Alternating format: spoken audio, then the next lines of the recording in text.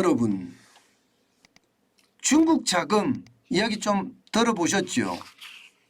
사실 중국은요, 수출을 통해서 많이 쌓아놓은 돈들 말입니다. 그 돈을 가지고 1대1로라고 이야기하는 정책을 펼치고 있습니다.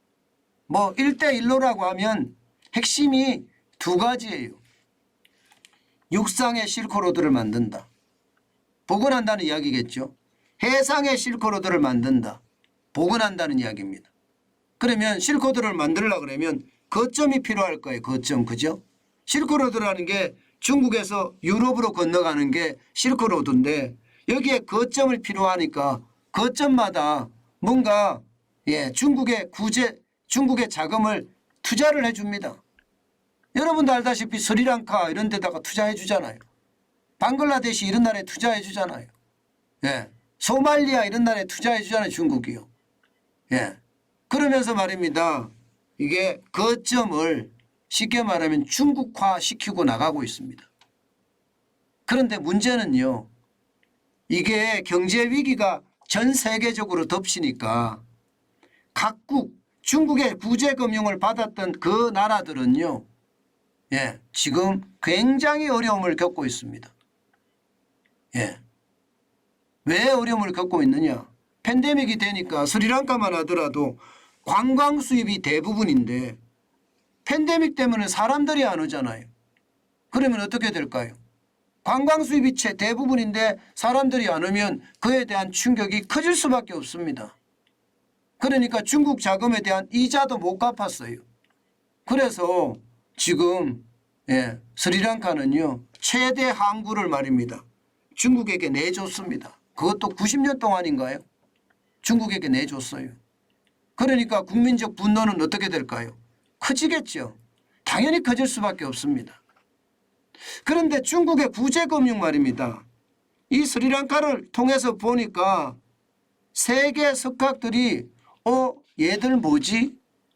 중국은 왜 구제금융을 저렇게 뿌리지? 이렇게 연구하기 시작한 거예요. 그랬더니 그 속에는요. 놀라운 요소가 숨어 있었습니다. 일단 이것부터 먼저 보시죠. 중국 구제금융 평균금리가 5%입니다. 와, 놀랍죠? 진짜 놀랍습니다. 이게 무슨 구제금융인가 싶어요. 5%면요. 이거 이자놀이 아닌가요? 돈놀이에요. 돈놀이. 이자놀이 같거든요. 왜냐고요? 여러분 보세요. IMF에서 구제금융을 줄 때는 2% 줍니다. 미국 중앙은행 연방준비제도죠. 연방준비제도하고 통화스와프를 맺으면 0점대 금리입니다. 0점대 금리. 유럽 재정자금도 비싸다고 하는데도 3% 금리거든요. 그런데 중국 구제금융은 5% 금리, 5% 금리. 그야말로 난리도 아닌 거죠. 난리도 아닌 거죠. 이것은 결국 말입니다. 중국이 이자놀이를 한다. 여러분 이자놀이라는 게 이게 무섭잖아요. 그죠? 내가 돈을 빌려주고 이자를 못 갚아? 너 집 내놔. 이렇게 되잖아요. 그죠? 너 집 내놔. 중국이 딱 그런 식을 하고는 거예요. 돈을 많이 주고 이자 못 갚으니까 너 항구 내놔. 너 공항 내놔. 뭐 이렇게 되는 거죠. 이게 1대1로 사업의 이게 속성입니다. 민낯이 여기 드러난 거예요. 이들은 말입니다.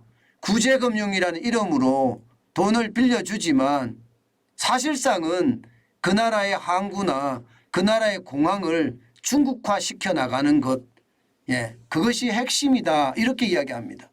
문제는 여러분 금액이 어마어마합니다. 여러분 금액 보세요. 지금 2010년부터 시작이 됐는데 2011년에는 10억 달러 수준이었습니다. 그런데 2021년에는 한 해 동안 400억 달러나 뿌렸습니다. 지금까지 누적적으로 뿌린 금액이 2,400억 달러예요. 22개국에 구제금융 자금을 뿌렸다는 이야기입니다. 22개국에. 2,400억 달러라는 수준은요. IMF 구제금융의 20% 수준까지 올랐습니다. IMF 구제금융에. 장난이 아니죠. 지금 중국의 어떤 구제금융이라고 이야기하는 중국 자금은요. 결국 세계 시장을 지금 흔들어가는 그런 문제가 있다. 이렇게까지 이야기할 수가 있습니다. 결국 이렇게 가면요. 중국 자금을 빌린 나라들은 중국화가 될 수밖에 없습니다. 여러분 생각을 해보세요. 점점 말입니다. 중국 자금을 빌린 22개 국가만 하더라도 너네 달러 쓰지 말고 위안화 써. 이렇게 할 수도 있거든요. 중국 입장에서는 이미 중국 구제금융이라는 돈으로 그 나라를 경제적 속국으로 만들어 버렸으니까요.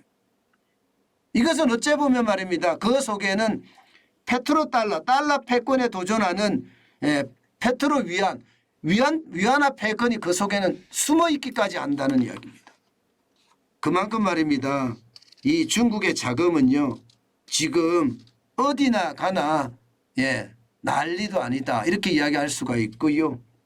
위안화가 아직까지는 달러나 유로화에 비해서 국제통화로서의 어떤 가치가 좀 작지만 점점 이대로 가면 아마 더 커지지 않겠느냐 이렇게 시장은 읽고 있습니다. 중국의 1대1로 정책이라는 것은 결국 말입니다. 전 세계를 중국화시킨다? 이게 해상 실크로드나 육상 실크로드를 가면서 많은 공항과 항구를 중국 자본으로 지배하는 그런 어떤 구조로 만들어 가는구나. 그런 생각 진짜 많이 해봅니다. 사실 엄청나죠. 사실 지금 생각만 해도 몸서리치집니다. 중국이라는 나라 여러분도 알다시피 자기들밖에 모르거든요. 절대로 말입니다. 세계 평화를 이야기해도 자기들의 평화지 남들의 평화까지 생각하지 않는 게 이 중국이라는 나라거든요. 중화사상이 딱 그런 사상이니까요.